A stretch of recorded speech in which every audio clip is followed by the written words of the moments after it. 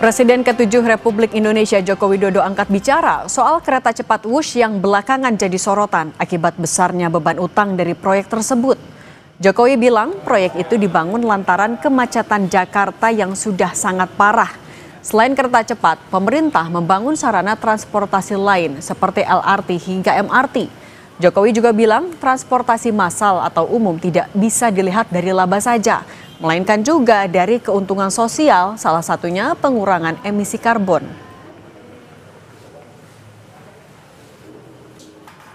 Prinsip dasar transportasi massal, transportasi umum itu adalah layanan publik.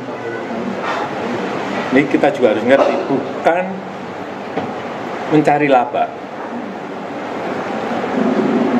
Jadi, sekali lagi, transportasi massal, transportasi umum itu tidak diukur dari laba, tetapi adalah diukur dari keuntungan sosial, social return on investment.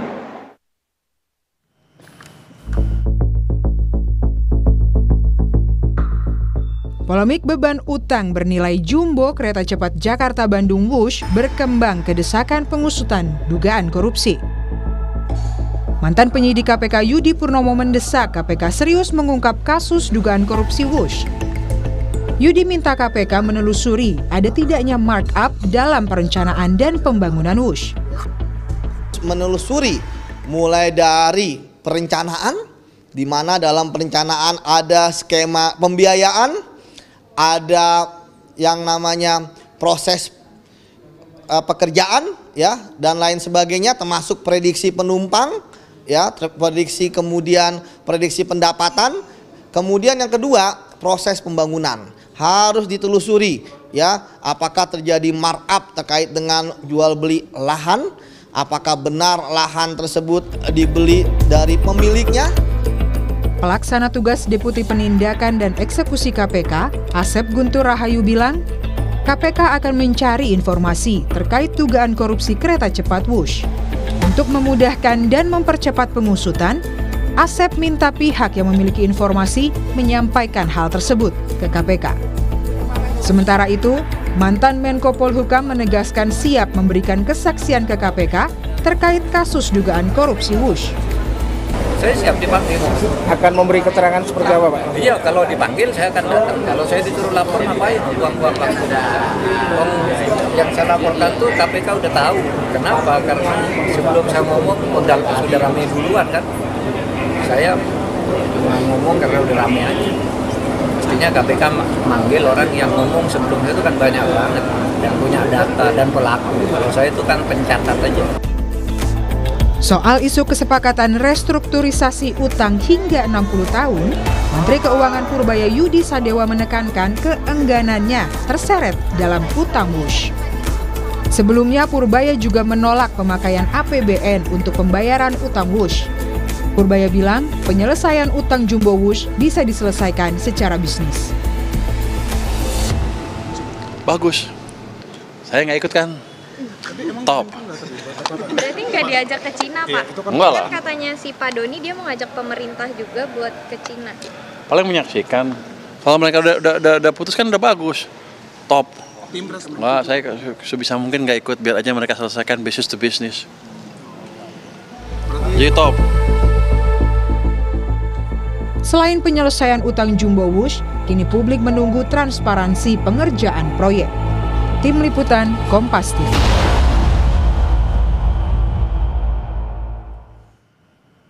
Desakan pengusutan dugaan korupsi di proyek Wush mengemuka. Salah satu yang bersuara, yakni Menko Polhukam periode 2019-2024 Mahfud MD.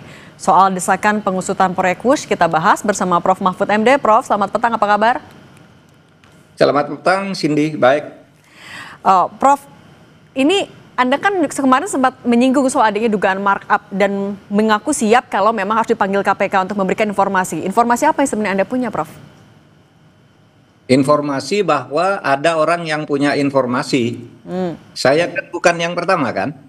Saya justru karena ada informasi dari sebuah televisi dan mengundang dua narasumber yang pernah terlibat dalam hal itu, kemudian mengundang ahli, yang di situ yang saya katakan dari informasi saya di podcast itu saya sebut sumbernya loh.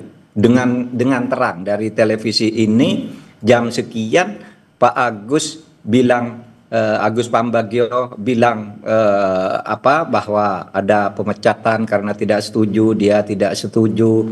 Bahkan Pak Agus juga yang memberi contoh, bisa saja Natuna itu diambil seperti kasus Sri Lanka, itu bukan dari saya, dari Pak Agus. Nah, kemudian soal dugaan markup itu yang bilang Pak Antoni Budiawan gitu. Jadi bukan saya yang buka, saya yang justru mengangkat karena ketika dua orang ini bicara kok adem-adem aja, lalu saya angkat di tempat saya, malu rujukannya kok seperti ke saya. Padahal di keterangan saya itu informasinya dari dua orang itu dan dari satu televisi. Jadi kalau saya diminta informasi, saya beritahu ini informasinya sudah ada di keterangan saya, di podcast saya, bahwa ini informasinya. Kalau Anda perlu dari tangan saya, ini saya tunjukkan, segitu aja kan. Nah, tapi Prof, kalau misalnya Anda kan masih menjabat juga di pemerintahan ketika proyek WUSH ini mulai digodok sampai akhirnya dibangun. Anda juga punya informasi tersendiri yang mungkin bisa Anda sampaikan sekaligus ada buktinya untuk KPK. Saya diangkat menjadi Menko Polhukam itu tahun 2019 bulan Oktober. Kontrak ini 2015-2016. Jadi saya tidak tahu di dalam. Bahkan saya juga ragu ya. Meskipun orang boleh saja berspekulasi. Ragu kalau Pak Luhut itu terlibat di sini karena Pak Luhut itu baru diberi tugas sesudah kasus ini bocor dan bosok. Tahun 2020 kan Pak Luhut baru diberi tugas nangani ini. Jadi tahun sebelumnya Pak Luhut enggak ikut di sini karena bukan bidangnya. Tetapi tahun 2020 Pak Luhut disuruh menyelesaikan kasus ini. Lalu ya inilah perkembangannya. Sehingga bukan saya membela Pak Luhut. Saya kira Pak Luhut tidak ikut dari awal kasus ini. Dan tidak ada yang nyebut kalau di awal ikut. Dia baru tahun 2020 disuruh menyelesaikan. Dan kata Pak Luhut, barong itu sudah busuk gitu tahun 2020. Dan saya tahu karakternya Pak Luhut itu, kalau diberi tugas oleh presiden, itu sama dengan militer pada umumnya. Kalau yang merintah atasan harus diselesaikan, tidak banyak mempersoalkan, ya dia selesaikan gitu. Tapi kalau ada apa-apa, kalau di militer itu yang bertanggung jawab yang atasnya yang memberi tugas itu. Nah dalam hal ini, setahu saya Pak Luhut sikapnya selalu gitu, diminta oleh presiden, dia selesaikan. Sama dengan ketika kasus IKN, masalah pembebasan tanah dan sebagainya. Di rapat kabinet berkali-kali terjadi pertentangan Bu Siti Nurbaya dengan menteri lain. Pak Luhut ditunjuk oleh Pak Presiden. Pak Luhut, saya beri waktu 1 minggu selesai ya. Siap Pak, selesai gitu. Karena itu kerjaan militer kayak gitu.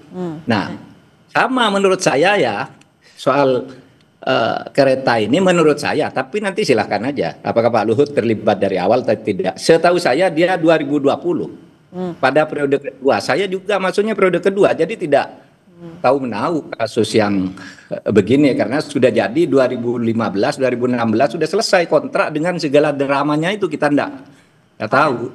Tapi Prof, kalau melihat dari polemik yang terjadi, Anda sebenarnya melihat celah pelanggaran hukumnya, celah penyelewengan kewenangannya ataupun juga celah korupsi yang sebenarnya harus difokuskan oleh KPK, di mana saja celah-celahnya itu? Pada saat proses pembuatan kontrak, ya pemindahan kontrak dari Cina, dari Jepang ke Cina itu patut dipertanyakan. Meskipun bisa saja orang mengatakan itu kan biasa dalam bisnis gitu, tapi menurut saya tetap mencurigakan. Ada juga orang yang membahas kan kalau Cina Jepang ngitungnya dengan yen, Cina dengan lain lalu. Tapi kalau saya kan ukurannya pada waktu itu dolar ngitungnya, entah Jepang, entah Cina, entah Indonesia kan ukurannya dolar. Jadi menurut saya tidak bisa dikait-kaitkan dengan perbedaan kurs antar negara Cina dan Jepang. Karena bagi Indonesia sama-sama dolar. Dimulai dari situ, kenapa dipindah? Kan gitu. Kemudian kenapa terjadi overrun? Gitu. Itu semua kita tidak katakan itu sudah pasti korupsi, tidak. Tapi harus diselidiki. Saya sependapat dengan Pak Jokowi 1000%. Bahkan transportasi umum itu bukan untuk mencari keuntungan, itu untuk pelayanan dan mungkin rugi.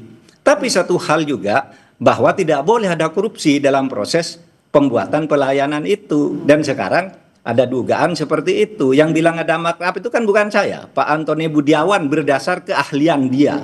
Itu menduga ya kata dia. Mungkin ada kickback, mungkin ada markup dan sebagainya. Nah itu semua supaya diteliti karena isu ini sudah menjadi isu yang sangat besar. Kita setuju lah kereta apinya bagus gitu.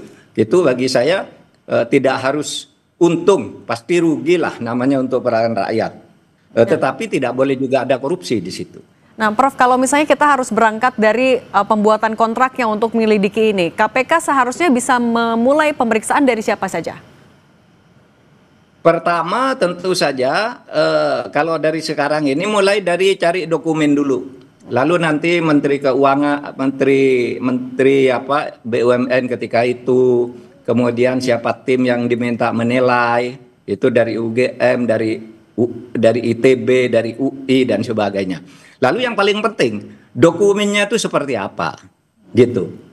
Karena konon kalau transaksi dengan Cina itu dokumen tak boleh dibuka ke siapapun, gitu. Hanya pihak pemerintah dan pemerintah. Nah kalau kita kan harusnya BPK harus buka. Ini tanya ke BPK, BPK punya dokumen tentang rincian uang dan berbagai jaminan yang dimungkinkan itu. Dulu kan begini nih, dulu kan katanya dengan Cina itu B2B. Ya, business to business. Pemerintah tidak ikut APBN. Tapi kemudian pemerintah ikut mengeluarkan, bahkan yang terakhir ini pada bulan Agustus tahun 2023, 2 tahun lalu sebelum berakhirnya presiden, itu dikeluarkan peraturan Menteri Keuangan nih. Setahun sebelum berakhirnya pemerintahan Pak Jokowi. Peraturan Menteri Keuangan nomor 89 tahun 2023, akhir Agustus itu, yang isinya tata cara memberi jaminan, pemberian jaminan oleh pemerintah atas kereta api, ya, atas proyek-proyek kereta api loh. Katanya dulu tidak ada jaminan dari pemerintah, kok sekarang ada jaminan dari pemerintah. Saya punya nih turunan nomor Permenkunya ini, ya, nomor 89 tahun 23 tentang tata cara pelaksanaan pemberian penjaminan pemerintah. Untuk apa penjaminan? Katanya dulu tidak ada. Nah, itu yang kemarin saya katakan dalam sebuah hasil penelitian lembaga di Jerman terhadap kontrak-kontrak dengan Cina itu selalu ada jaminan yang dirahasiakan. Gitu. Jaminannya apa? Gitu. Nah, nanti kalau ini terjadi apa dulu yang dijaminkan? Lalu tata caranya ini sudah disiapkan kan gitu kalau mau berpikir berpikir curiga atas terjadinya sesuatu. Hukum itu harus dimulai dari curiga. Kok ada begini? Orang curiga. Itu biasa, kalau hukum tidak mulai dari curiga tidak akan bekerja. Dimulai dari dugaan, dimulai dari praduga, oleh sebab itu Anda diduga. Jadi dimulai dari praduga bersalah kalau hukum itu. Ya, praduga tak bersalah itu untuk menghukumnya. Tapi kalau untuk kasusnya harus dimulai dari praduga bersalah terhadap orang maupun terhadap peristiwa. Tidak bersalah, praduga tak bersalah itu artinya orang belum boleh disebut terpidana, belum boleh dimasukkan penjara, ya, sebelum diputus oleh pengadilan, sehingga dipenjarakan atau di rumah lapaskan, beda dengan ditahan.